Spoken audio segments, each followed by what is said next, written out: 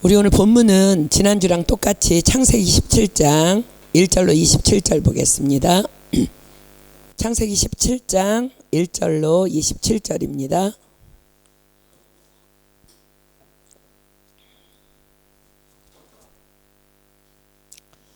창세기 17장 1절로 27절 다 찾으셨으면 제가 한 절 읽고 여러분들 한 절 읽고 우리 교독할게요.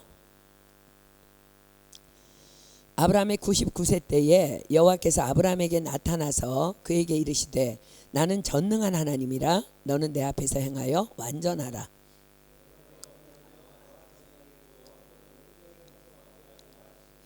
아브라함이 엎드린데 하나님이 또 그에게 일러 가라사대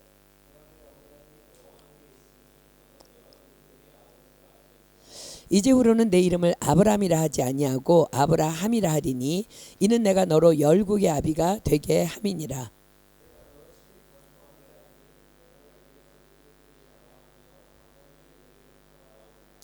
내가 내 언약을 나와 너와 내 대대 후손의 사이에 세워서 영원한 언약을 삼고 너와 내 후손의 하나님이 되리라.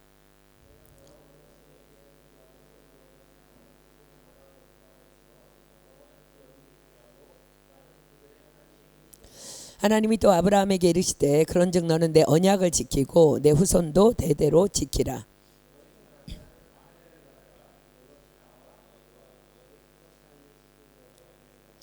너희는 양피를 베어라. 이것이 나와 너희 사이의 언약의 표징이니라.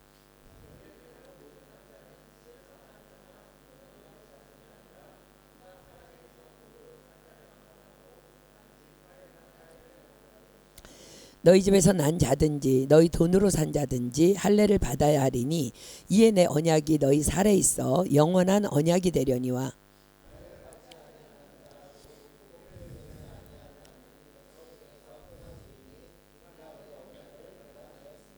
하나님이 또 아브라함에게 이르시되 내 아내 사레는 이름을 사레라 하지 말고 그 이름을 사라라 하라.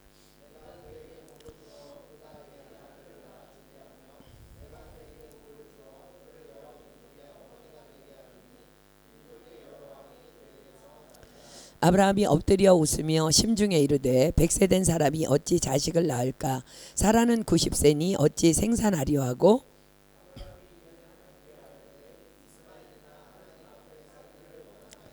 하나님이 가라사대 아니라 내 아내 사라가 정녕 내게 아들을 낳으리니 너는 그 이름을 이삭이라 하라. 내가 그와 내 언약을 세우리니 그의 후손에게 영원한 언약이 되리라.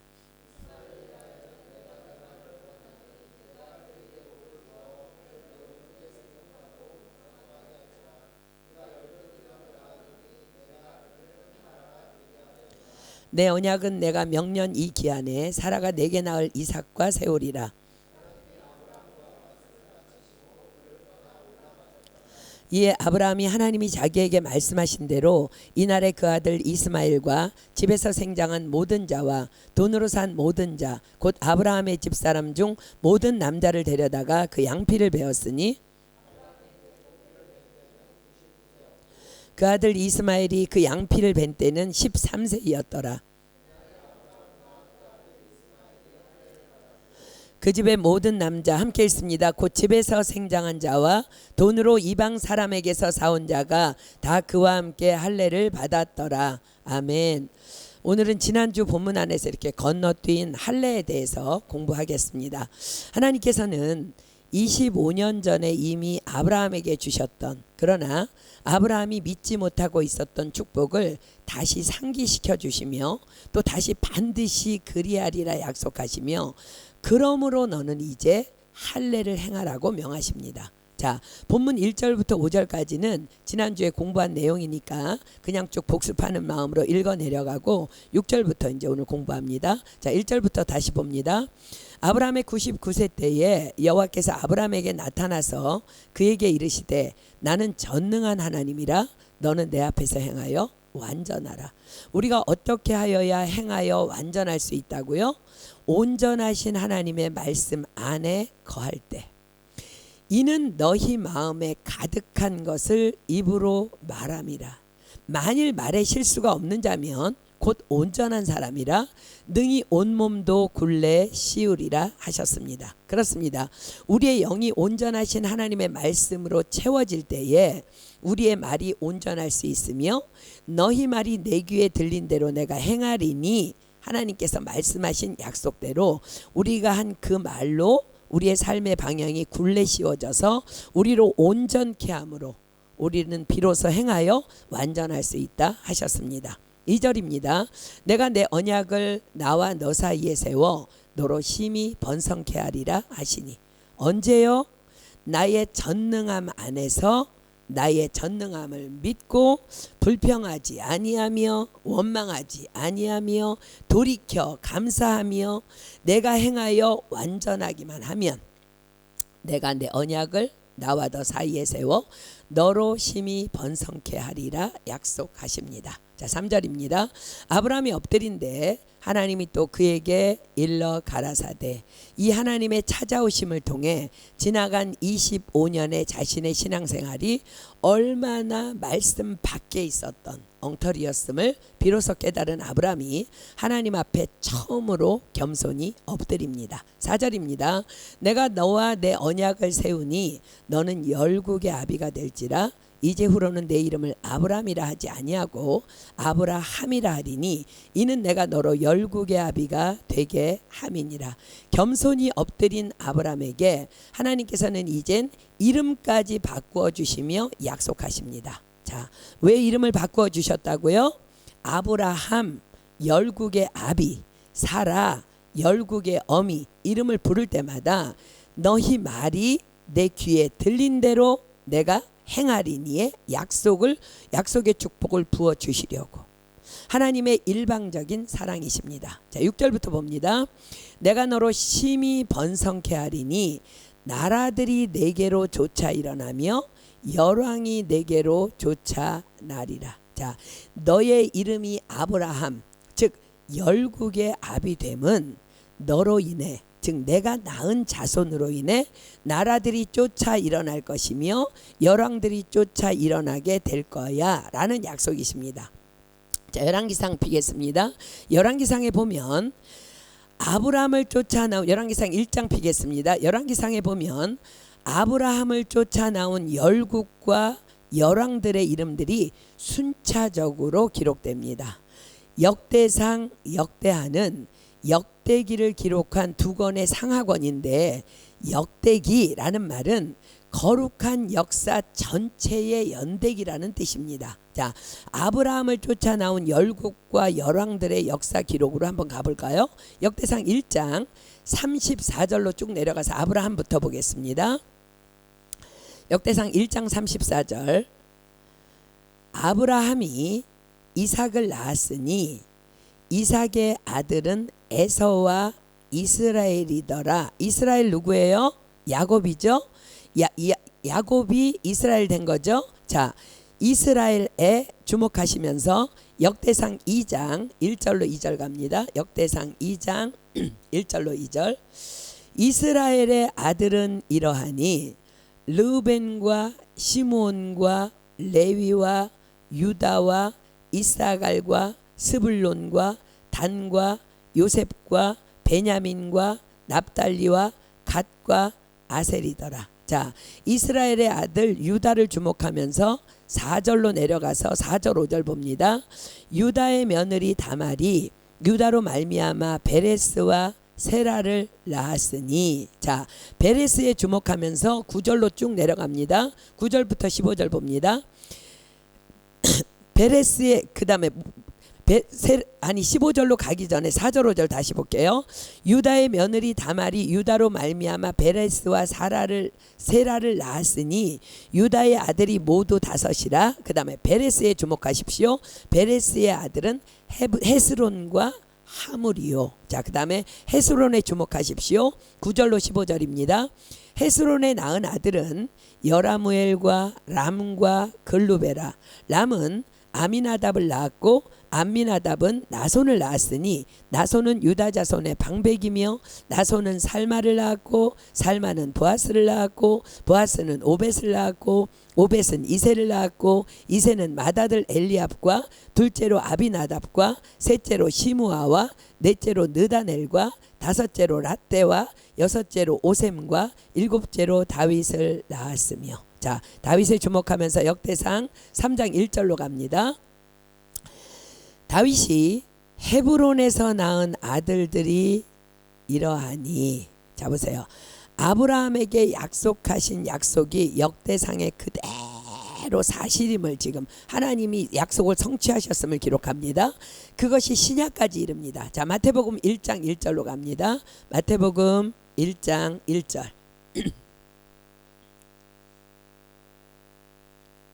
아브라함과 다윗의 자손 예수 그리스도의 세계라. 자, 아브라함을 시작으로 그의 자손 42대 만에 왕이신 예수 그리스도께서 탄생하십니다. 자, 16절로 17절 봅니다. 야곱은 마리아의 남편 요셉을 낳았으니 마리아에게서 그리스도라 칭하는 예수가 나시니라. 그런즉 모든 대수가 아브라함부터 다윗까지 14대요 다윗부터 바벨론으로 이거할 때까지가 14대요 바벨론으로 이거한 후부터 그리스도까지 14대더라. 자, 하나님께서 아브라함에게 약속하신 약속의 성취를 성경은 고스란히 기록합니다. 자, 본문 7절로 갑니다. 내가 내 언약을 나와 너와 내 대대 후손의 사이에 세워서 영원한 언약을 삼고 너와 내 후손의 하나님이 되리라. 내가 너와 내 후손에게 너의 우거하는 이 땅 곧 가나안 일경으로 주어 영원한 기업이 되게 하고 나는 그들의 하나님이 되리라. 자, 또 이 약속은 언제 성취되었어요? 아브라함이 죽고 야곱의 시대에 흉년이 들자 야곱과 야곱의 혈속 70인이 먼저 들어가 있던 요셉에 의해 애굽으로 이주합니다. 그러나 애굽에서 이스라엘의 자손이 번성하게 되자 요셉을 알지 못하는 새 왕이 일어나 이스라엘 자손들을 학대하기 시작합니다. 이스라엘 자손들이 고역으로 인하여 탄식할 때 여호와께서 오셔서 그들에게 내가 아브라함과의 언약을 기억한다 하시며 그들을 이끌어내시어 가나안 땅으로 인도해 들이십니다. 원래 아브라함에게 주셨던 땅이 가나안이에요. 그죠? 거기에서 기근 때문에 애굽으로 이주했다가 나라와 민족을 이루어서 큰 민족을 가지고 가나안 땅으로 다시 들어가는 그 약속이 성취된 거예요. 출애굽기 2장 24절로 25절 갑니다. 출애굽기 2장 24절로 25절.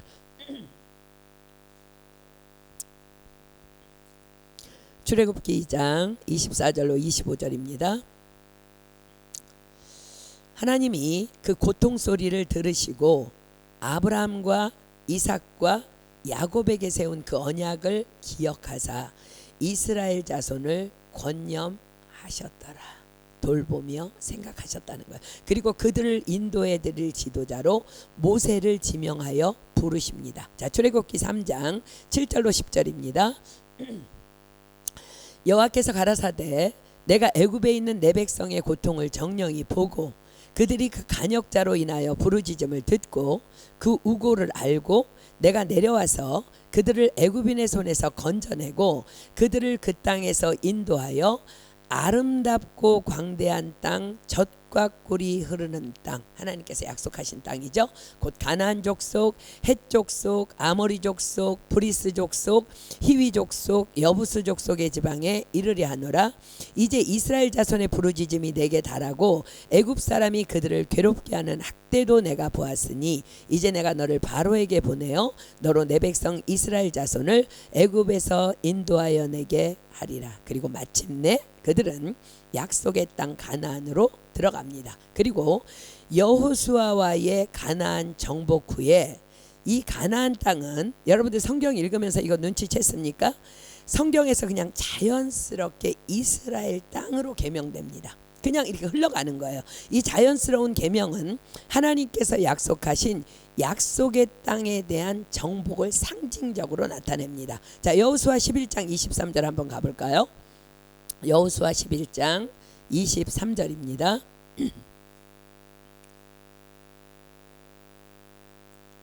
여호수아 11장 23절 보세요. 이와 같이 여호수아가 여호와께서 모세에게 이르신 말씀대로 그 온 땅을 취하여 이스라엘 지파의 구별을 따라 기업으로 주었더라. 그 땅의 전쟁이 그쳤더라. 자, 그러면 이제 가나안 땅이지만 이스라엘이 정복했으니까 그 땅이 뭐가 됐어요? 이스라엘 땅이 된 거예요.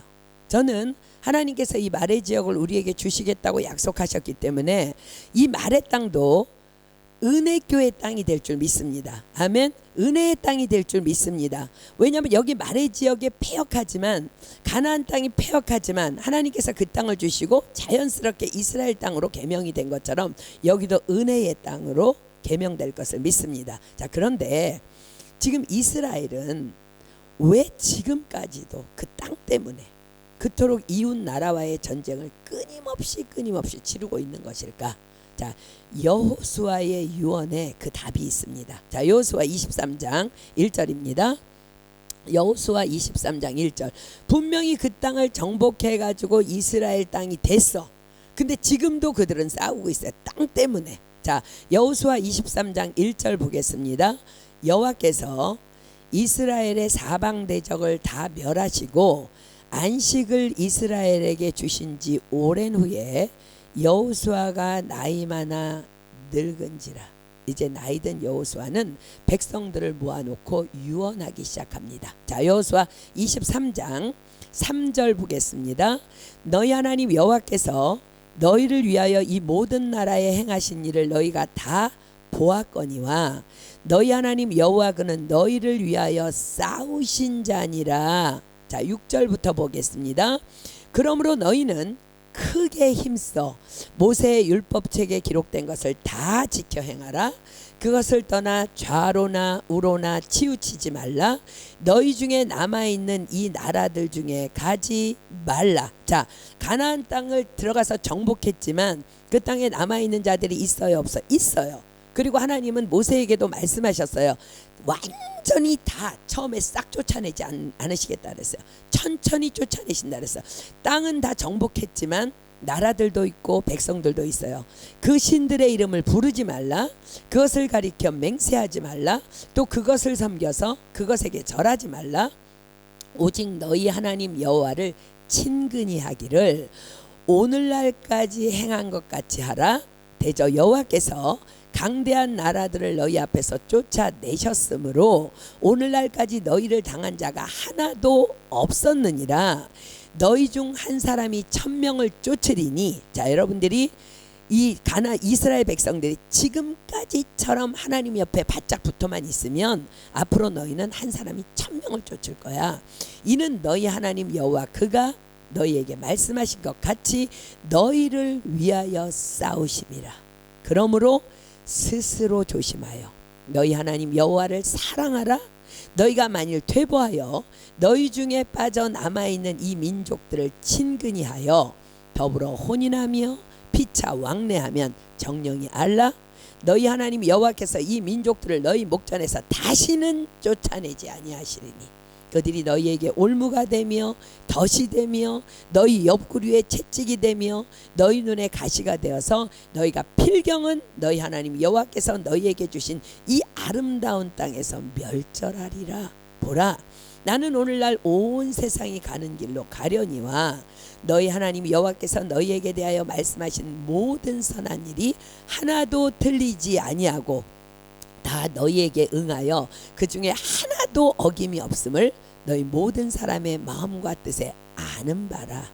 너희 하나님 여호와께서 너희에게 말씀하신 모든 선한 일이 너희에게 임한 것 같이 여호와께서 모든 불길한 일도 너희에게 임하게 하사 너희 하나님 여호와께서 너희에게 주신 이 아름다운 땅에서 너희를 멸절하시길까지 하실 것이라. 만일 너희가 너희 하나님 여호와께서 너희에게 명하신 언약을 범하고 가서 다른 신들을 섬겨 그에게 절하면 여호와의 진노가 너희에게 미치리니 너희에게 주신 아름다운 땅에서 너희가 속히 망하리라. 들어간다고 다 된 게 아니야. 정복한다고 다 된 게 아니야. 그런데 이스라엘 백성들은 이러하였다고 성경은 기록합니다. 여호수아 24장 31절입니다. 여호수아 24장 31절 이스라엘이 여호수아의 사는 날 동안과 여호수아 뒤에 생존한 장로들 곧 여호와께서 이스라엘을 위하여 행하신 모든 일을 아는 자의 사는 날 동안 여호와를 섬겼더라. 무슨 말이에요? 그 후에는 그리하지 아니하였더라입니다. 자, 사사기로 갑니다. 사사기 2장 8절로 12절 볼게요. 여호와의 종 눈의 아들 여호수아가 110세의 죽음에 무리가 그의 기업의 경내 에브라임 산지 가스산 북 딥낫 헤레스에 장사하였고 그 세대 사람도 다 그 열조에게로 돌아갔고 그 후에 일어난 다른 세대는 여호와를 알지 못하며 여호와께서 이스라엘을 위하여 행하신 일도 알지 못하였더라. 왜요? 부모들이 안 가르친 거예요. 리더들이 안 가르친 거예요. 선조들이 안 가르친 거예요. 자식들에게 안 가르치고 죽은 거예요. 그래서 이스라엘 자손이 여호와의 목전에 악을 행하여 바알들을 섬기며 애굽 땅에서 그들을 인도하여 내신 그 열조의 하나님 여호와를 버리고 다른 신 곧 그 사방에 있는 백성의 신들을 쫓아 그들에게 절하며 여호와를 진노하게 하였으되 쭉 내려가서 15절입니다. 그들이 어디를 가든지 여호와의 손이 그들에게 재앙을 내리심에 곧 여호와께서 말씀하신 것과 같고 여호와께서 그들에게 맹세하신 것과 같아서 그들의 괴로움이 심하였더라. 자, 이들이 언제까지 이러했어요? 나라가 바벨론에 의해 망하도록까지. 그러나 하나님께서 긍휼히 여기셔서 70년을 약속하시고 70년 후에 포로로 돌리셨지만 그때부터 하나님은 침묵하십니다. 언제까지? 그리스도 메시아가 오실 때까지. 그리고 그들을 용서하시기 위해 그리스도가 오신 지금까지 그들은 아직도 여전히 그렇게 살고 있다는 거예요. 그래서 그들은 지금도 그토록 땅 때문에 여전히 싸우고 있는 것입니다. 자, 다시 본문으로 갑니다. 본문 9절입니다. 하나님께서는 아브라함에게 축복을 약속하시며 또 다시 말씀하십니다. 거듭 9절입니다. 하나님이 또 아브라함에게 이르시되 그런즉 너는 내 언약을 지키고 내 후손도 대대로 지키라. 자, 아브라함이 또 그의 후손이 지켜야 할 언약이 뭐예요? 너는 내 앞에서 행하여 완전하라입니다. 그리고 만약 내가 나에게 예 그렇게 하겠습니다 라고 약속한다면 약속의 증표로 너희 중 남자는 다 할례를 받으라 명하십니다. 자, 10절입니다. 너희 중 남자는 다 할례를 받으라. 이것이 나와 너희와 너희 후손 사이에 지킬 내 언약이니라. 자, 내가 너에게 축복을 약속했으니 너도 나를 신뢰한다는 언약을 하자시는 말씀입니다. 즉, 난 이제부터 당신의 약속의 말씀 안에서만 살겠습니다 라고 언약한다면 그 증표로 할례를 행하라는 거예요. 11절입니다. 너희는 양피를 베어라. 이것이 나와 너희 사이에 언약의 표징이니라. 자, 할례에 대하여 하나님께서 10절 11절을 통해서 두 가지를 지금 말씀하고 계시죠. 첫째, 할례를 행함은 나와 너희와 너희 후손 사이에 지킬 내 언약이며, 둘째, 할례를 행함은 나와 너희 사이에 언약의 표징이라 하십니다. 증거라는 거예요. 자, 다시 하나님의 언약은 뭐예요? 본문 1절이 말씀하시죠. 나는 전능한 하나님이라. 너는 내 앞에서 행하여 완전하라. 자, 본문 2절 봅니다. 그러면 내가 내 언약을 나와 너 사이에 세워서 너로 심히 번성케 하리라 입니다. 자, 아브라함, 이제 나를 신뢰하고 그렇게 하겠다고 나와 약속하겠니? 그렇다면 말로만 약속하지 말고. 자, 야고보서에도 나오죠. 너는 믿음이 있고 나는 행함이 있으니 너는 네 믿음을 행함으로 보이라. 자, 그렇다면 말로만 약속하지 말고 그 약속의 증표로 할례를 행하거라 라는 말씀입니다. 자, 이 할례의 의미는 예수 그리스도를 믿는 지금의 우리에게는 세례를 의미합니다. 할례란 이제부터는 하나님의 말씀대로만 살겠습니다 라는 하나님을 향한 언약의 증표입니다. 세례란 이제부터는 예수 그리스도만 믿고 살겠습니다. 이제부터 나는 예수님의 신부입니다. 그러므로 이제부터 나는 죽고 예수님으로만 살겠습니다 라는 약속의 증표입니다. 사랑하는 여러분, 예수님은 누구셔요?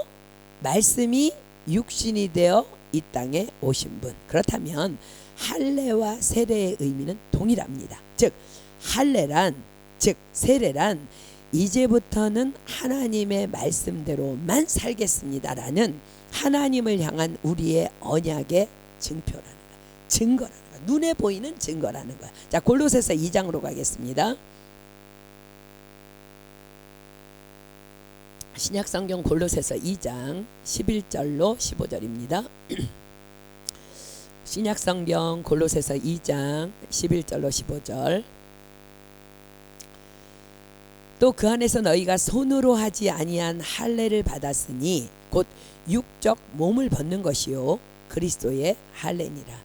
너희가 세례로 그리스도와 함께 장사한 바 되고 또 죽은 자들 가운데서 그를 일으키신 하나님의 역사를 믿음으로 말미암아 그 안에서 함께 일으키심을 받았느니라.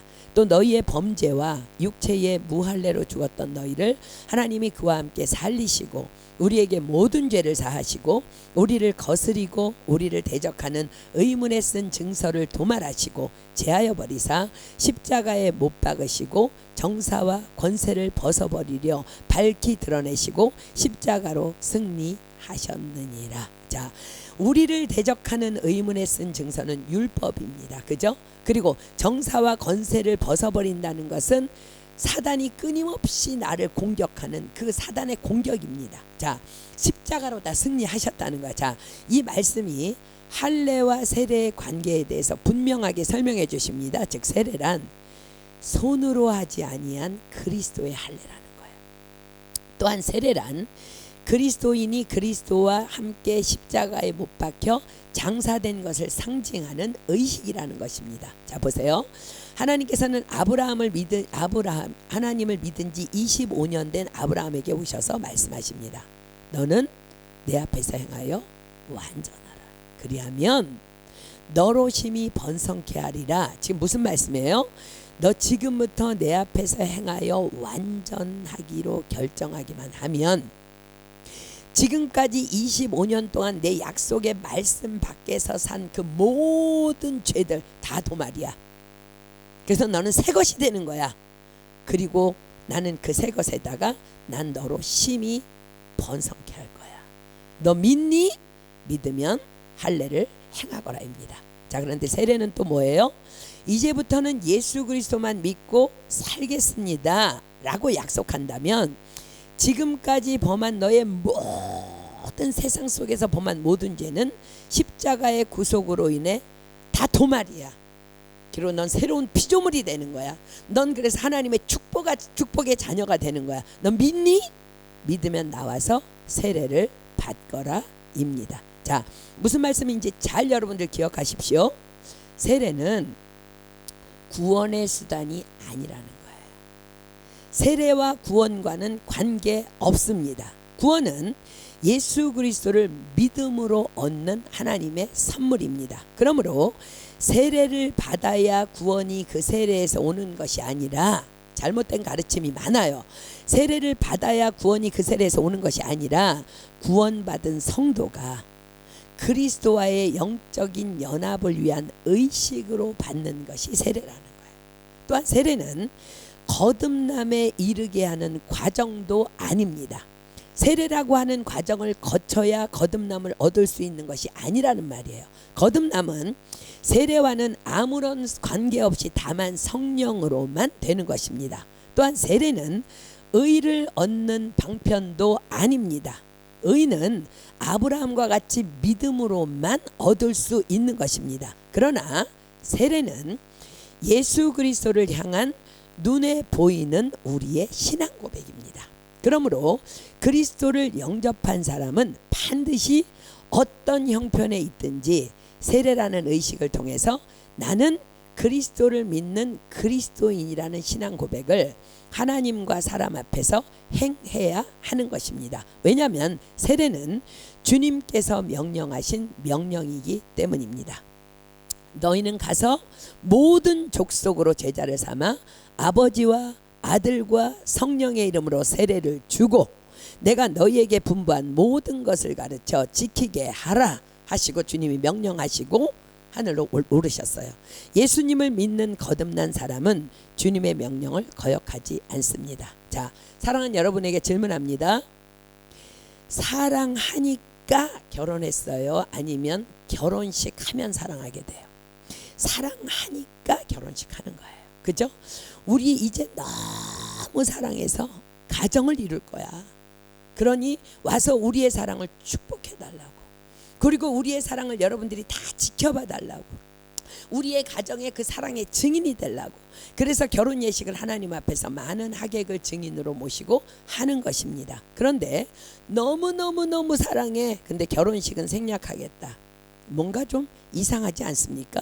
물론 결혼식 자체가 두 사람의 사랑을 증거하진 않습니다.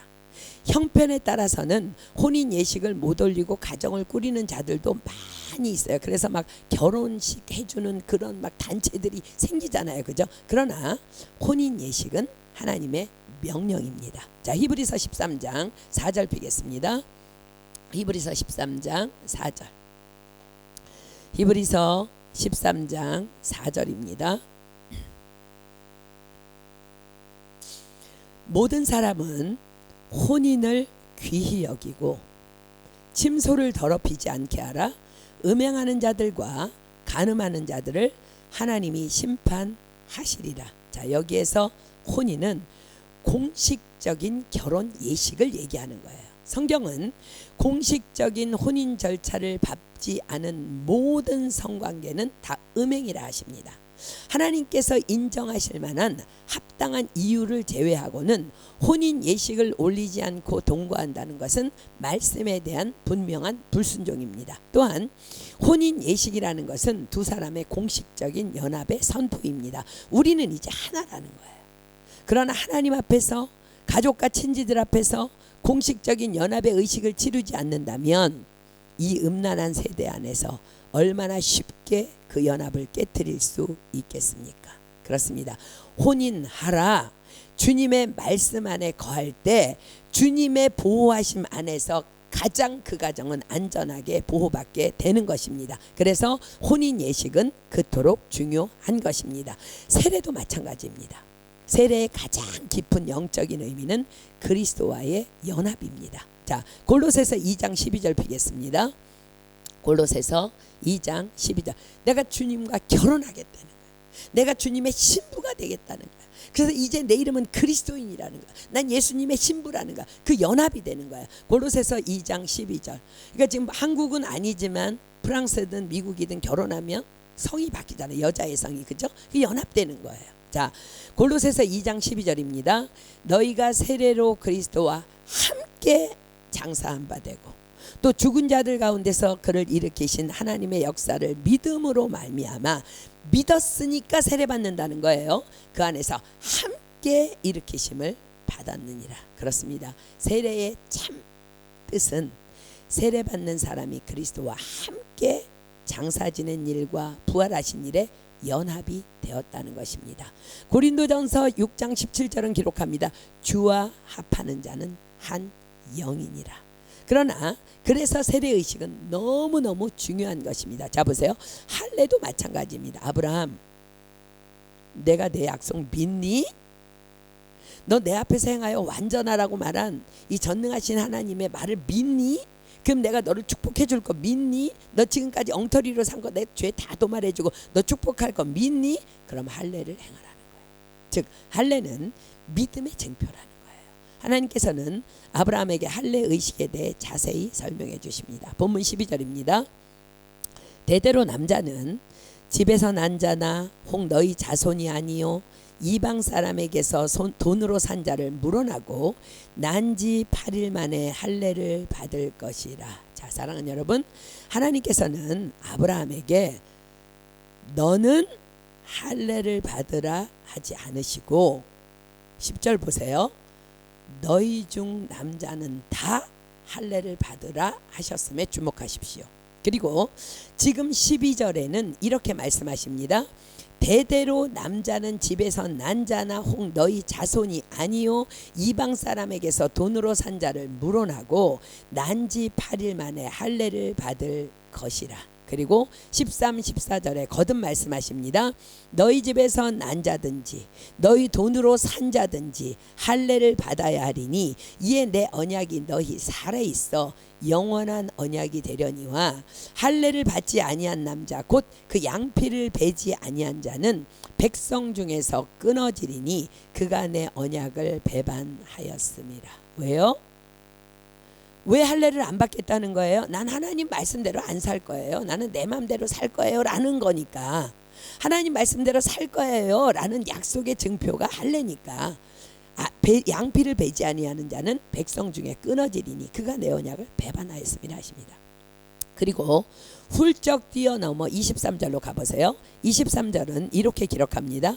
이에 아브라함이 하나님이 자기에게 말씀하신 대로 이날에 그 아들 이스마엘과 집에서 생장한 모든 자와 돈으로 산 모든 자 곧 아브라함 집 사람 중 모든 남자를 데려다가 그 양피를 베었으니. 자, 지금 무엇이 문제인지 여러분들 조금이라도 눈치채고 있습니까? 자, 할례를 받으라고 명령을 받은 자는 아브라함입니다. 그런데 그는 자신뿐만 아니라 자신의 집에 사는 모든 남자는 다 할례를 받아야 한다는 하나님의 명령 앞에 서 있습니다. 할례를 받아야 하는 통증 그런 거는 고사하고라도 자신이 홀로라면 어찌 이 명령을 감당해 보겠는데 모든 집안 남자, 그것도 자식이든 종이든 이방 땅에서 사온 종이든 몽땅 다 남자는 할례를 받아야 한다는 거예요. 여러분 혹시 이 명령 앞에서 생각나는 말씀 없습니까? 이번에 사랑의 봉다리 사역에서 나누어 준 말씀, 주 예수를 믿으라 그리하면 너와 내 집이 구원을 얻으리라. 그렇습니다. 나 한 사람이 믿음을 갖는다는 것은 온 가족의 구원을 보장받는 놀라운 축복입니다. 그러나 우리는 가족 전도를 해보아서 알고 있습니다. 가족 전도 가장 어렵습니다. 왜요? 나의 결점을, 나의 단점을, 나의 연약함을, 나의 게으름을, 무엇보다도 나의 혹 때에 따라 달라지는 날라리 믿음을 가장 잘 알고 있는 것이 또한 가족이기 때문입니다. 그러나 반면 그러하기에 내가 정말로 리얼 크리스천의 삶을 살아낸다면 가족 구원은 놀라운 수확을 얻게 되는 것입니다. 문제는 나의 믿음입니다. 나의 믿음. 여러분들은 가장 가까운 나의 가족이 판단하기에 어떤 그리스도인입니까? 지금 할례를 받으라는 명령 앞에 서 있는 아브라함의 문제가 바로 이것입니다. 만약 아브라함이 자신의 집안 식구들의 그 권속들의 눈에 우리 아버지 아니야, 내 남편 아니야. 게다가 아브라함은 아내 앞에서 사실은 고개를 들 만한 믿음의 사람은 아니에요. 그죠? 자기 아내를 뭐 누이라고 그랬다가 또 아내를 또 막 아내가 또 자기 여종을 주면서 또 같이 해서 애를 낳으니까 애를 낳고 아내가 아니야, 우리 주인 아니야 라는 평가를 받고 있는 상태라면 모든 남자들의 할례는 불가능해집니다. 할례는 남자 성기의 표피의 끝부분을 제거하는 의식입니다. 앞으로 태어날 난지 8일 만에 행하게 될 어린아이가 아닌 지금 아브라함 집안에 있는 가족들은요 몽땅 다 성인이 되어 있는 남자 어른들에게 아브라함은 대체 하나님의 이 명령을 어떻게 전할 것이며 또 어떻게 시행할 것입니까? 게다가 성경은 이 할례를 행한 후의 통증을 이렇게 기록합니다. 창세기 34장으로 가볼게요. 창세기 34장 24절로 25절입니다. 창세기 34장 24절로 25절. 성문으로 출입하는 모든 자가 하몰과 그 아들 세겜의 말을 듣고 성문으로 출입하는 그 모든 남자가 할례를 받으니라. 제3일에 미쳐 그들이 고통할 때에 야곱의 두 아들 디나의 오라비 시므온과 레위가 각기 칼을 가지고 가서 부지 중의 성을 엄습하여 그 모든 남자를 죽였답니다. 자, 이 사건의 전모는 여러분 너무너무 잘 알죠? 야곱과 그의 권속들이 하나님의 명을 받아 외삼촌 라반의 집을 떠나서 베델로 올라가던 길에 세겜 땅에서 잠시 유숙하고 있었습니다. 그런데 어느 날 야곱의 딸 디나가 이 땅 사람들은 어떻게 살지 구경을 나갔다가 그곳 세겜 주장에게 강간을 당하는 사건이 발생합니다. 그리고 주장은 디나를 자기의 아내로 달라고까지 요구합니다. 너무너무 화가 난 오빠 시므온과 레위가 꾀를 냅니다. 너희 남자들이 다 할례를 받으면, 우리 민족은 다 할례 받거든. 그러니까 할례를 받으면 내 동생 디나를 내 아내로 줄게. 세겜 주장은 그들의 말을 듣고 믿고 온 성 남자들로 다 할례를 받게 합니다. 그러나 그들이 고통하던 틈을 타서 야곱의 두 아들 시므온과 레위가 칼을 차고 들어가서 세겜성의 모든 남자를 몽땅 다 죽여버립니다. 세겜성에 있던 남자들의 수가 몇 명인지는 성경에 기록되어 있지 않아서 모릅니다. 그러나 결코 적은 숫자는 아니었을 것이 분명합니다. 그런데 그들을 12명의 형제가 간 게 아니고요, 단 2명, 시므온과 레위 단 2명이 다 죽여버립니다. 그들 중 그 누구도 그들이 겪고 있는 할례로 인한 극심한 통증 때문에 아무런 저항을 할 수 없었음을 지금 말씀하시는 거예요. 그렇습니다. 할례의 고통은 이토록 엄청난 것입니다. 이제 아브라함은 자신의 권속들을 향해 어떤 마음으로 설득을 해야 할까요? 그런데 지금 아까 우리가 봤죠. 그날의 그 모든 남자들이 다 할례를 받았대요. 도대체 어떻게 했기에 그렇습니다. 그의 확고한 하나님을 향한 믿음의 선포만이 그 일을 가능케 할 수 있었을 것입니다. 저는 이 말씀을 준비하며 묵상하는 중에 하나님께서 쑥 이 말씀을 떠오르게 하셨습니다. 전도서 8장 1절 보십시오. 전도서 8장 1절. 전도서 8장 1절입니다. 전도서 8장 1절. 지혜자와 같은 자 누구며 사리의 해석을 아는 자 누구냐? 사람의 지혜는 그 사람의 얼굴에 광채가 나게 하나니 그 얼굴에 사나운 것이 변하느니라. 자, 그 사람 안에 하나님의 말씀, 하나님의 지혜가 가득 들어가 있으면 그 사람의 얼굴에 광채가 나게 한대요. 제가 지난주인가요? 우리 손주들을 데리고요, 튤립박에 갔어요. 갔는데 우리 송성 여사님이 아이들 노는 거를 이렇게 찍는데 저까지 찍어가지고 이렇게 가족방에다 올렸는데요. 제가 제 모습을 보고 너무 충격을 받았어요. 그래갖고 그때부터 제가 이제 오늘 아침까지도 지금까지도 기도하고 있는데 제 얼굴에요 빛이 없는 거예요. 근심이 너무 많은 거예요. 이게 도대체 그리스도인의 얼굴이 아니에요. 너무 충격을 받았어요. 이제 그 비디오는 뭐 이미 한국으로도 갔고 뭐 우리 가족 다 있는데 내가 지운다고 없어지는 건 아니에요. 하나님 뜻대로 하는 근심이라고 생각하며 내 얼굴이 그렇게 돼버린 거를 저는 몰랐어요. 그래서 하나님 앞에 기도하고, 하나님 저를 불쌍히 여겨달라고. 보세요. 무슨 말을 하느냐가 중요한 게 아니라요, 누가 그 말을 하느냐예요. 예수님께서 무리들을 모아놓고 말씀하셨을 때 서기관과 바리새인들이 아니 저 사람 누구야? 가르치는 말씀에 너무 놀라는 거예요. 제자들이 막 수없이 늘어나는 거예요. 무리들이 따라가는 거예요. 그런데 제 얼굴에 너무나 부끄러워서 그거를 막 어디다 불태워버리고 싶은 얼굴이 그 비디오에 담겨져 있는데요. 하나님, 내 안에 성령으로 오셔서 제발 내 안에 있는 모든 더러운 것들을 다 소멸시켜 주시고 내 얼굴을 다시 회복시켜 달라고. 누가 봐도 내가 그리스도인임을 알 수 있도록 나를 회복시켜 달라고 엄청난 엄청나게 기도하고 있습니다. 지금 여러분들에게도 부탁합니다. 제가 회복될 수 있도록. 그래서 정말 누가 봐도 저분은 그리스도인이구나, 지나가도 저분은 정말 리얼 크리스찬이구나 알 수 있도록. 제가 제 얼굴이 그렇게 상한지 몰랐거든요. 자 보세요. 사람의 지혜는 그 사람의 얼굴에 광채가 난다 그랬어요. 찬양도 있잖아요. 성령의 충만한 모습은 서로가 느껴요. 하나님이 왜 이 말씀을 왜 주셨을까? 그렇습니다.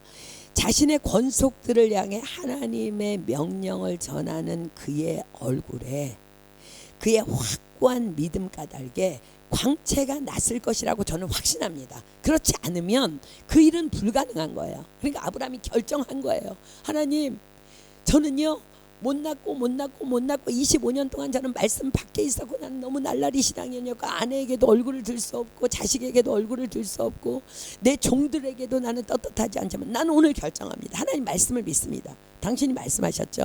나는 전능한 하나님이야. 너는 내 앞에서 행하여 완전해. 그러면 넌 옛날 일 다 도말이야.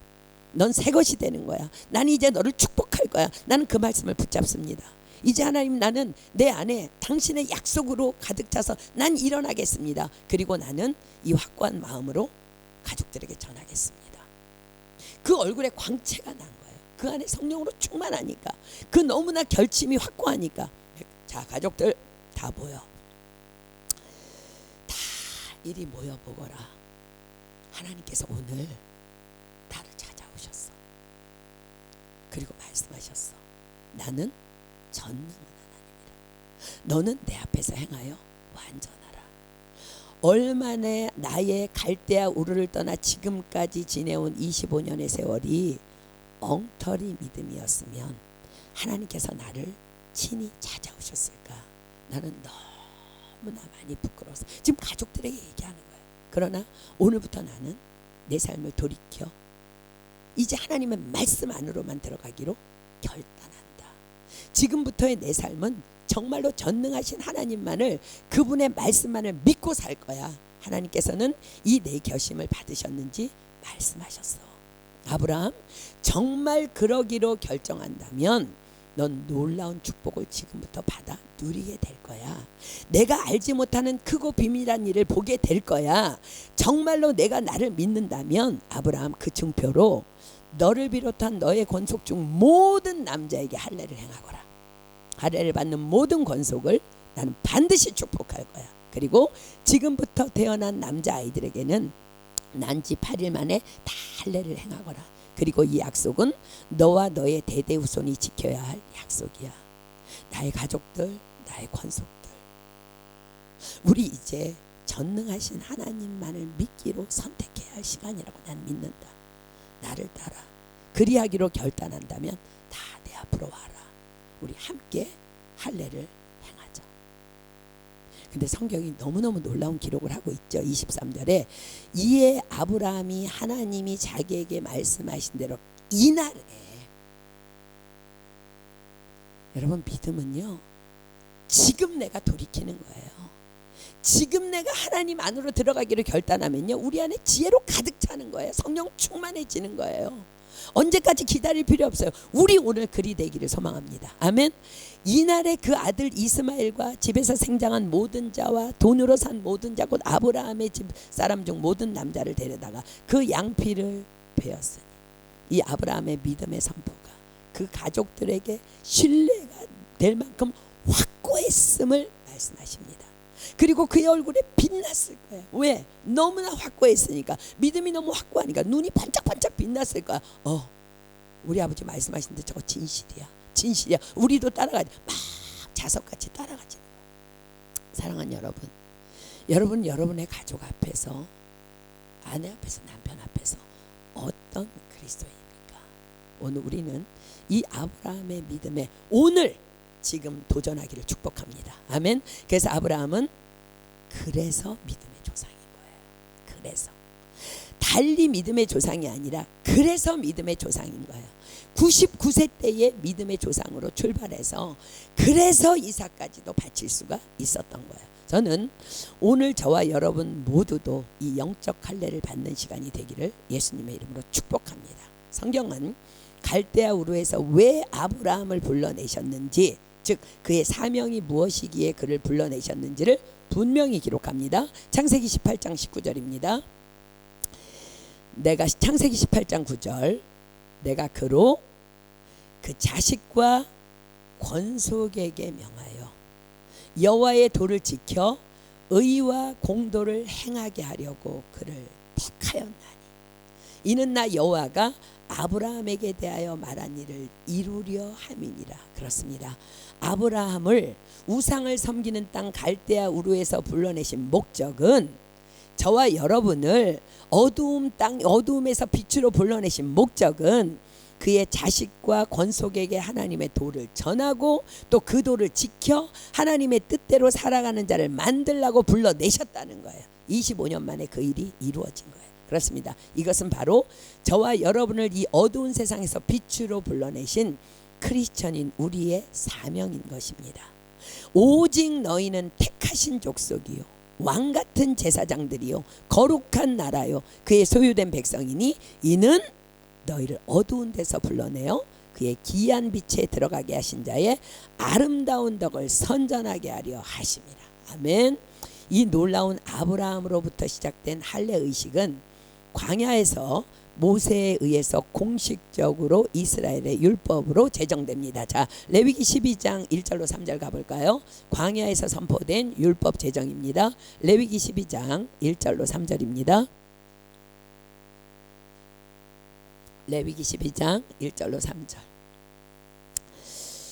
여호와께서 모세에게 일러 가라사대 이스라엘 자손에게 고하여 이르라 여인이 잉태하여 남자를 낳으면 그는 7일 동안 부정하리니 곧 경도할 때와 같이 부정할 것이며 제8일에는 그 아이의 양피를 벨 것이요. 자, 이때부터 할례가 갖는 특별한 의미가 이스라엘 백성들에게 부여됩니다. 첫째, 할례는 하나님의 언약에 대한 순종을 나타내는 표라는 거예요. 둘째, 할례는 아브라함의 자손이라는 표라는 거예요. 셋째, 할례는 이스라엘 민족을 이방 민족과 구별하는 표라는 거예요. 넷째, 할례는 이스라엘의 선민 의식을 일깨움과 동시에 할례를 받는 이방인에게는 언약 공동체의 일원이 되는 것을 상징하는 표라는 거예요. 다섯째, 할례는 여호와의 언약을 영원히 기억하게 하는 표라는 거야. 왜 그래요? 왜 영원히 기억할까요? 자, 남자들 하루에도 몇 번씩 화장실 가죠. 소변을 볼 때마다 기억하는 거야. 아, 나는 하나님의 언약의 자식이지. 난 하나님의 말씀대로 살기로 했지. 난 이것을 기억해야 돼. 난 전능하신 하나님 앞에서 난 완전히 행해야 돼. 여호와의 언약을 영원히 기억하게 하는 표라는 거야. 여섯째, 할례는 도덕적 순결을 지키겠다는 표라는 거야. 그래서 전 세계적으로 자궁암이나 자궁내 질환 혹은 생식기 질환을 앓는 환자의 숫자가 가장 낮은 수치를 보이는 나라가 이스라엘이라는 통계입니다. 자, 마지막으로 일곱 번째는 그리스도 메시아가 오신 후에는 신약시대 교회의 세례에 대한 예표가 할례입니다. 자, 그렇다면 여기서 잠깐 왜 할례를 난지 8일 만에 행하라 명하셨을까요? 자, 이유는 이러합니다. 하나님께서 천지와 만물을 다 이루시고 그 지으시던 일이 다음으로 일곱째 날에 안식하셨습니다. 자, 그러니까 그리고 8일째부터 그 지으신 만물이 본격적으로 새 생명을 가지고 새롭게 출발합니다.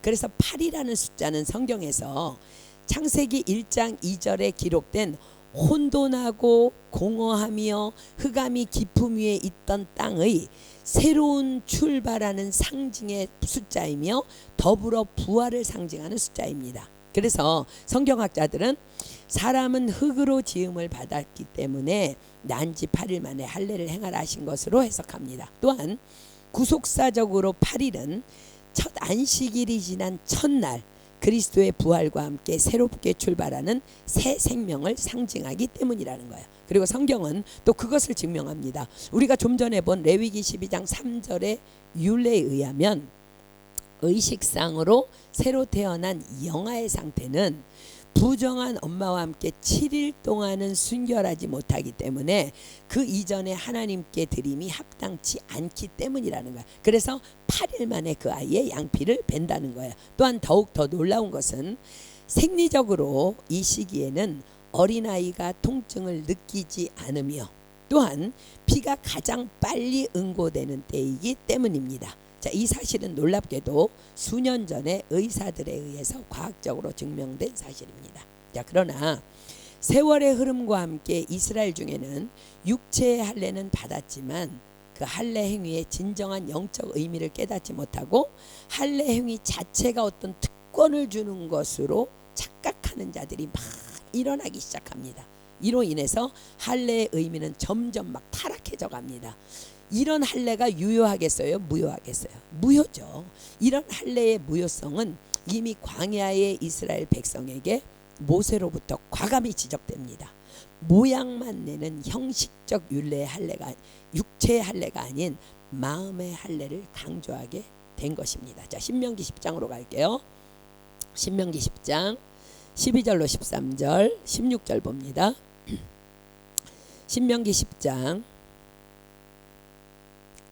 12절로 13절 그리고 16절. 이스라엘아, 내 하나님 여호와께서 내게 요구하는 것이 무엇이냐?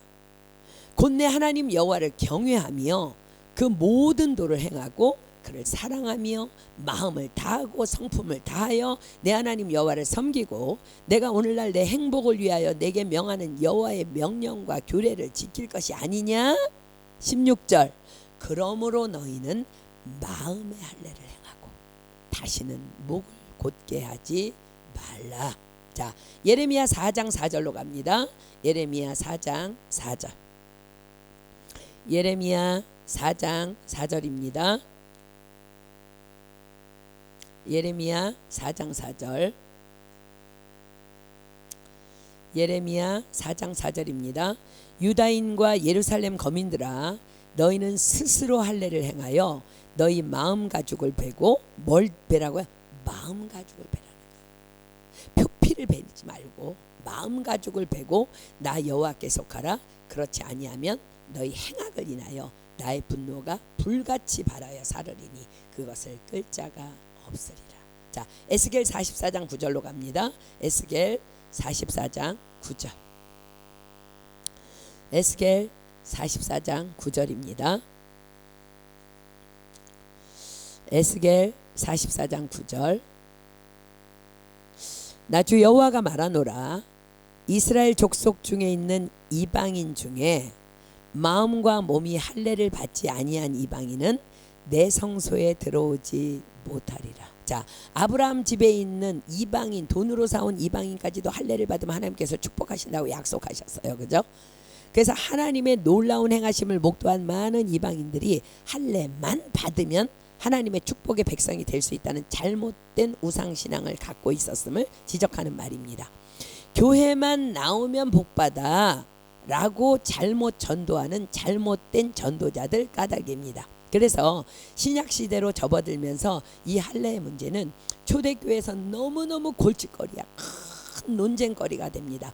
할례는 결코 구원의 조건이 아님에도 불구하고 계속 논쟁이 있는 거야. 자, 사도행전 15장 1절로 2절 갑니다. 사도행전 15장 1절로 2절. 사도행전 15장 1절로 2절입니다. 어떤 사람들이 유대로부터 내려와서 형제들을 가르치되 너희가 모세의 법대로 할례를 받지 아니하면 능히 구원을 얻지 못하리라 하니 바울과 바나바와 저희 사이에 적지 아니한 다툼과 변론이 일어난지라. 형제들이 이 문제에 대하여 바울과 바나바와 및 그 중에 몇 사람을 예루살렘에 있는 사도와 장로들에게 보내기로 작정하니라. 자, 쭉 내려가서 19절로 보세요.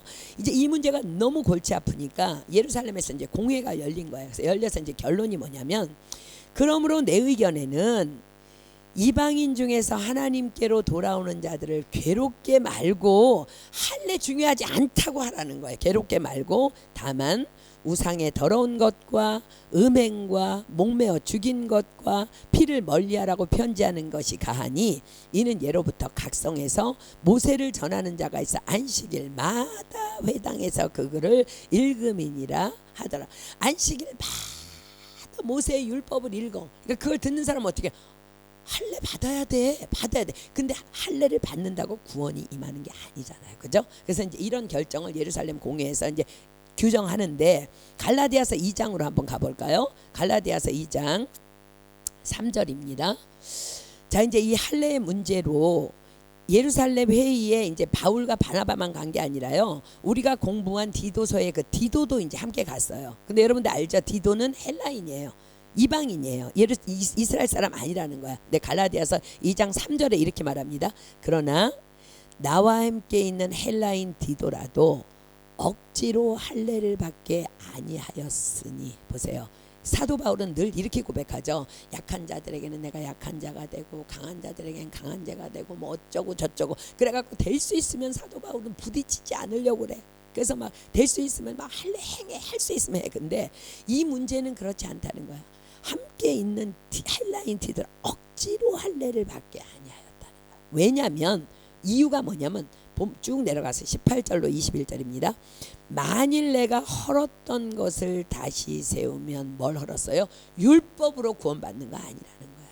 오직 예수 그리스도의 십자가로 그 하나님의 은혜로 구원받는다는 거. 헐었던 것을 다시 세우면 내가 나를 범법한 자로 만드는 것이라. 내가 율법으로 말미암아 율법을 향하여 죽었나니 이는 하나님을 향하여 살려 함이니라. 내가 그리스도와 함께 십자가에 못 박혔나니 그런즉 이제는 내가 산 것이 아니요 오직 내 안에 그리스도께서 사신 것이라. 이제 내가 육체 가운데 사는 것은 나를 사랑하사 나를 위하여 자기 몸을 버리신 하나님의 아들을 믿는 믿음 안에서 사는 것이라.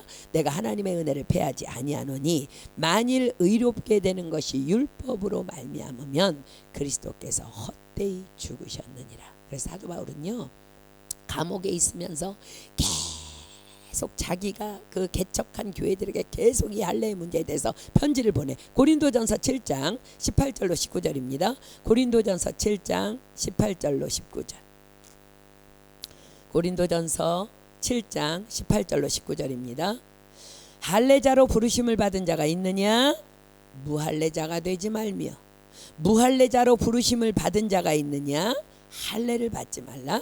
할례 받는 것은 아무것도 아니요 할례 받지 아니하는 것도 아무것도 아니로되 오직 하나님의 계명을 지킬 따름이니라. 아멘. 자, 로마서 2장으로 갑니다. 로마서 2장 28절로 29절. 로마서 2장 28절로 29절.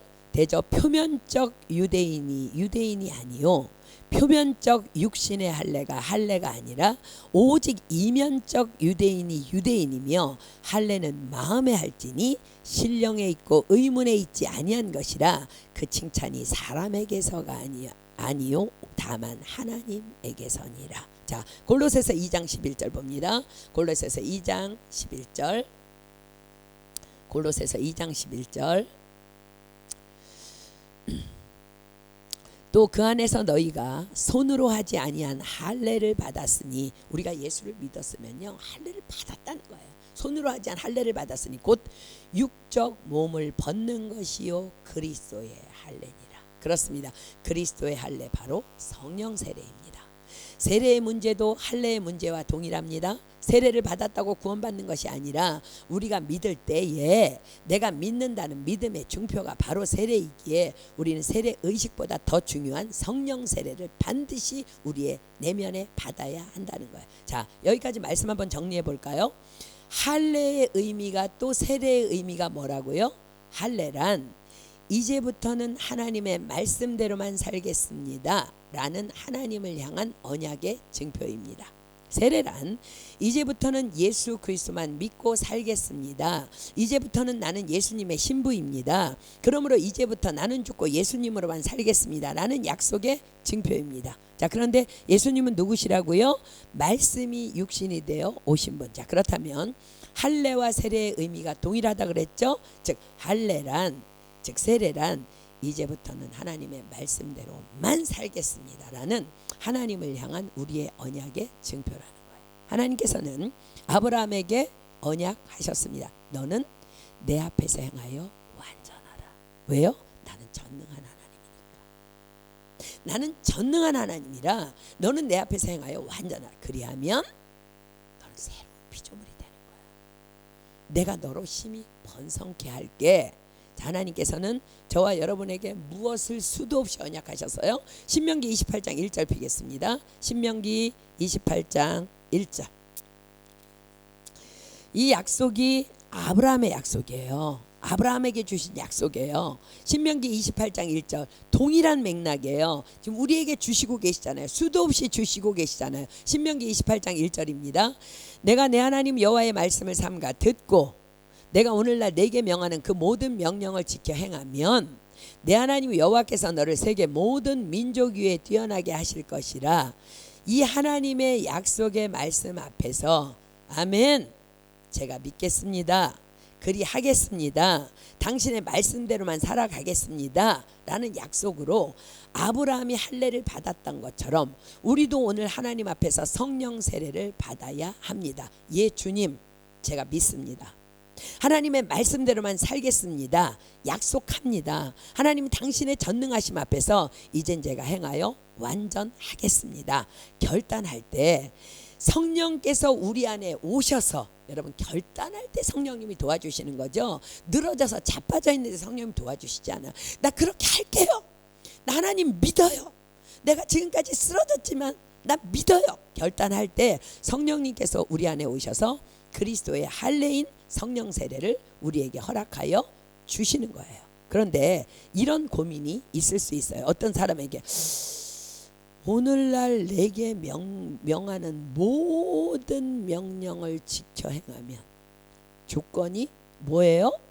세계 모든 민족에 뛰어난데 모든 명령을 지켜 행하면 내 하나님 여호와께서 너를 세계 모든 민족 위에 뛰어나게 하실 것이라. 자, 우리는 과연 어떻게 여호와의 말씀인 성경 66권 안에 들어있는 그 모든 명령을 다 지켜 행할 수 있을까? 자, 근데 여러분들 분명히 기억하십시오.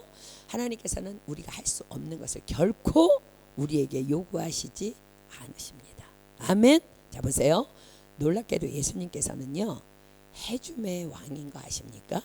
그렇습니다. 예수님께서는요, 성경 66권 안에 들어있는 모든 명령인 여호와의 율법을 말씀을요, 단 2개의 율법으로 딱 압축하십니다. 자, 마태복음 22장으로 갑니다. 마태복음 22장 37절로 40절입니다. 마태복음 22장 37절로 40절. 예수께서 가라사대 내 마음을 다하고 목숨을 다하고 뜻을 다하여 주 너의 하나님을 사랑하라 하셨으니 이것이 크고 첫째 되는 계명이요. 둘째는 그와 같으니 내 이웃을 내 몸과 같이 사랑하라 하셨으니 이 2 계명이 온 율법과 선지자의 강령이니라. 자, 이 2 계명이 온 율법과 선지자의 강령이 뭐예요? 성경 66권 안에 들어있는 모든 율법, 모든 명령의 총체적인 종합이라는 거예요. 자, 그렇습니다. 우리는 이제 고민하지 말고 이 단 2개의 명령만 지키면 돼. 첫째, 내 마음을 다하고 목숨을 다하고 뜻을 다하여 주 너의 하나님을 사랑하라. 둘째, 내 이웃을 내 몸과 같이 사랑하라. 자, 그렇다면 내 마음을 다하고 목숨을 다하고 뜻을 다하여 주 너의 하나님을 사랑하라. 어떻게 그것 지킬 수 있어요? 답은 언제나 성경 안에 들어 있습니다. 자, 잠언 3장 5절로 7절 답입니다. 잠언 3장 5절로 7절입니다. 잠언 3장 5절로 7절. 우리 은혜교회 성도라면 이것 정도는 알아야죠. 그죠? 자, 잠언 3장 5절로 7절입니다. 너는 마음을 다하여 여호와를 의뢰하고 내 명철을 의지하지 말라. 자, 마음을 다하고 뜻을 다하고 성품을 다하여 하나님을 사랑하는 법을 지금 가르쳐주고 있어요. 뭐예요 그게? 너는 범사에 그를 인정하라. 그리하면 내 길을 지도하시리라. 스스로 지혜롭게 여기지 말지어다. 여호와를 경외하며 악을 떠날지어다. 이것이 바로 너는 마음을 다하고 목숨을 다하고 뜻을 다하여 주 너의 하나님을 사랑하라는 첫째 되는 계명의 실천이라는 거야. 우리는 다만 마음을 다하여 범사에 하나님만을 인정하면 되는 것입니다. 범사에 하나님이 하나님 되심을 인정하고, 범사에 하나님의 전능하심을 인정하고, 범사에 하나님의 절대 주권을 인정하고, 모든 범사에 다 하나님을 인정하는 것. 하나님이 하셨습니다. 이것도 하나님이 하셨습니다. 저것도 하나님이 하셨습니다. 아멘.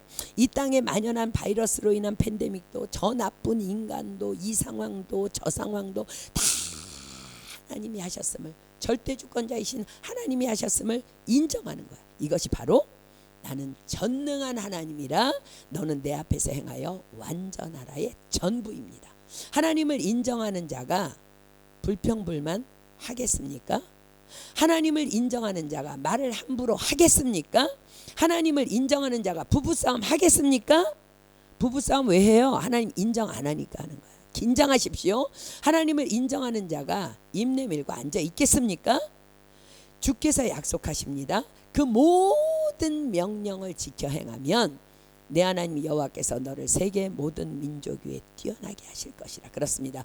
범사의 하나님을 인정하는 것, 그것이 바로 그 모든 명령을 지켜 행하면인 것입니다. 그리하면 내 하나님 여호와께서 너를 세계 모든 민족 위에 뛰어나게 하실 것이라 약속하세요. 그런데요, 자 보세요. 두 번째 계명도요, 첫 번째 계명만 지키면 그냥 오토매틱이에요. 범사의 하나님을 인정하는 사람이 어떻게 이웃을 미워할 수 있겠어요? 왜 형제 사랑이 안 돼요? 범사의 여호와를 인정하지 않으니까 안 되는 거예요. 제가 한국에 있을 때는 범사에 감사하라 이 한 말씀이면요, 제 믿음 생활이 너무 넉넉해서 너무 넉넉해. 막 감사하니까 다 해결되더라고요. 아무 문제가 없어요. 이것도 감사 저것도 감사. 그런데요, 부르심을 받아 이 땅에 오늘로는요, 범사에 감사하라가 제 영을 어떻게 채우지를 못하는 거예요. 하나님, 감사가 안 돼요. 감사가 안 돼요. 어떻게 해요? 몸부림칠 때 주님이 저에게 주신 말씀이, 20몇 년 전에 주님이 저에게 주신 말씀이 너는 범사의 그를 인정하라. 그리하면 되기를 지도하시리라였어요. 26년째 이 말씀이 나를 끌고 와요. 그런데요, 놀랍게도 이 말씀이요, 아멘 하고 받아들이니까요, 그냥 영을 채워버려요.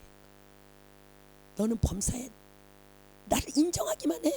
그럼 지도할게. 그러니까 이게 뭐 감사도 되고 뭐 기쁨도 다 되는 거야. 가득 채우는 거야. 그렇습니다. 우리는 때로 어쩌면 어떤 순간에는 너무 사랑할 수가 없어서, 너무 미워서 범사의 여호와를 인정할 수 없는 순간이 올 수 있어요. 앞으로도 올 수 있어요. 지금까지도 왔을 수 있어요. 그래서 우리 안에 성령으로 주님이 오신 거 믿으십니까? 바로 두 번째 계명을 위해서 주님은 이 땅에 오신 거예요. 내 이웃을 내 몸과 같이 사랑하라. 이 말씀을 준비하는데요, 제가 20몇 년 전에 읽은 어떤 여자 목사님의 간증이 생각이 났어요. 자기가 예수님을 믿는 줄 알고 또 교회에 나가는 것을 허락해주마 약속해서 한 결혼인데, 결혼 후에 남편의 방해와 핍박 가닥에 너무 힘들었답니다. 그 중에 가장 힘든 것은 주일은 물론이고 꼭 교회에 가야 하는 수요일이 되면 영락없이 손님을 모시고 온다는 거예요. 그리고 술상을 차리라고 한다는 거예요. 근데 이분이 성령을 받았기 때문에 너무 괴로운 거야. 성령 안 받았으면 괴로울 필요 없어. 그렇죠? 성령이 내 안에 있으니까 괴로운 거야. 기도하고 또 기도하고 또 기도해도요, 남편을 미워하는 마음, 그리고 막 그 데려온 손님을 미워하는 마음이 막 사라지질 않아서 너무 고통스러웠다는 거야. 왜요? 우리 안에 계신 성령님이 그걸 너무 싫어하시니까. 그 범사의 여호와를 인정하지 않는 거잖아요. 그죠? 너무 싫어. 근데 뭐 너무 괴로운 거야, 본인이. 안 되니까 사랑이. 그래서 또 이제 말씀을 읽으면 내 이웃을 내 몸같이 사랑하라 명하시고 또 범사의 여호와를 인정하라 하시는데 도무지 자신은 그게 안 되더라는 거예요. 여러분들도 그런 경험 있죠? 누구를 너무 미워하니까 막 내 안에 성령님이 막 근심해갖고 막 더 고통스러워. 이 여자분도 그런 거예요. 너무 고통스러운데 도무지 사랑이 안 되는 거예요. 그래서 주여, 나에게 사랑을 달라고. 당신이 사랑을 주셔야만 난 사랑할 수 있다고 울며 기도하는데 눈을 뜨면 또 미운 거예요. 또 그날이 닥치면 또 미운 거야. 요새 제가 기도하는 게, 하나님 제발 내 얼굴을 바꿔달라고. 하나님 나는 예전으로 돌아가고 싶다고. 내 얼굴이 너무 어둡다고.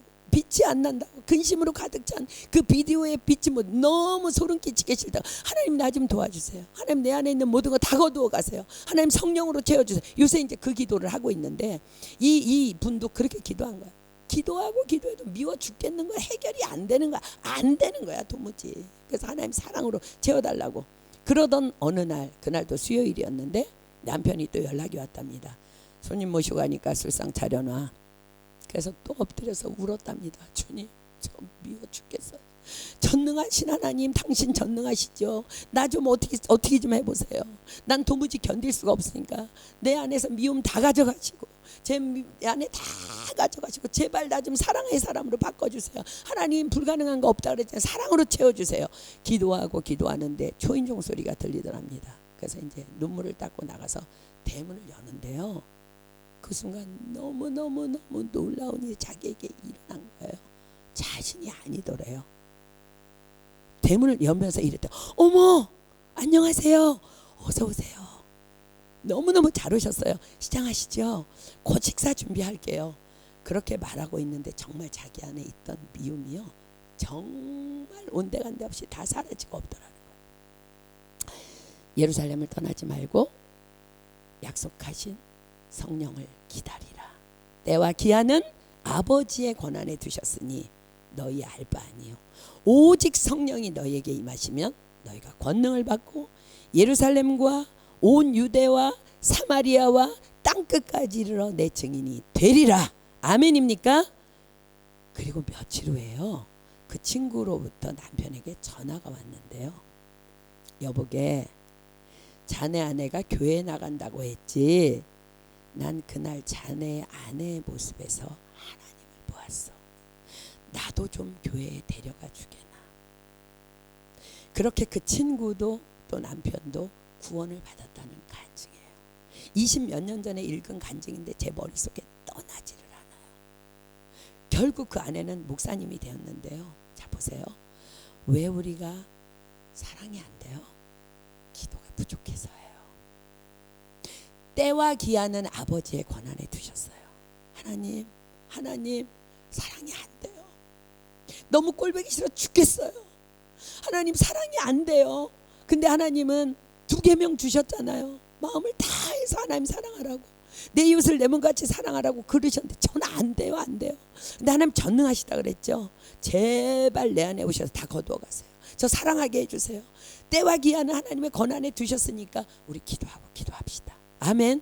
사랑이 안 된다고, 내 마음의 미움 거두어 가달라고, 사랑으로 채워달라고. 오직 성령이 너에게 임하시면 땅끝까지 이르러 증인이 되어라가 아니라 되리라야. 되리라. 하나님이 하신다는 거예요. 사랑하는 여러분, 미워서 죽겠어도 기도할 수 있잖아요. 그죠? 사랑 주실 때까지 우리 기도합시다. 자, 모든 명령을 행하면 준비되었습니까? 첫째, 마음을 다하고 목숨을 다하고 뜻을 다해 주 너의 하나님을 사랑하라. 어떻게 하면 된다고요? 범사의 여호와를 인정하라.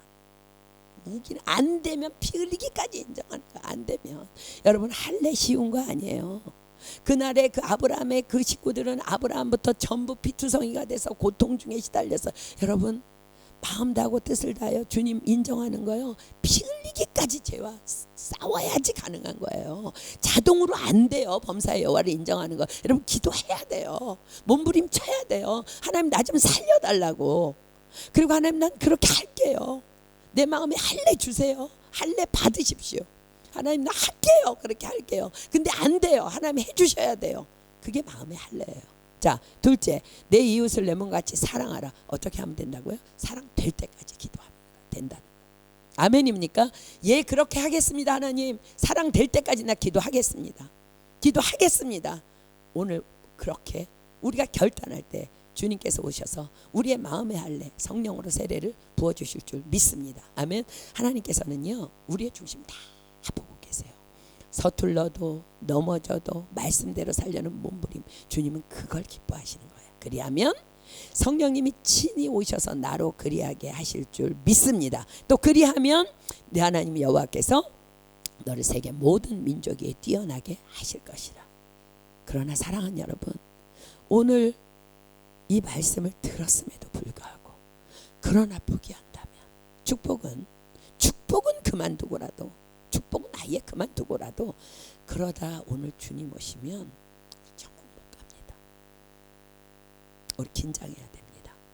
2021년을 시작하면서 우리는 하나님으로부터 어떤 말씀 받았어요? 적은 누룩이 온 덩이에 퍼지느니라. 그렇습니다. 작은 자인 저와 여러분 한 사람 한 사람이 하나님을 감동시키는 삶을 살아낸다면 온 땅은 하나님을 보게 될 것입니다. 왜요? 온 세계 열방이 다 누구의 손 안에 있다고? 하나님의 손 안에.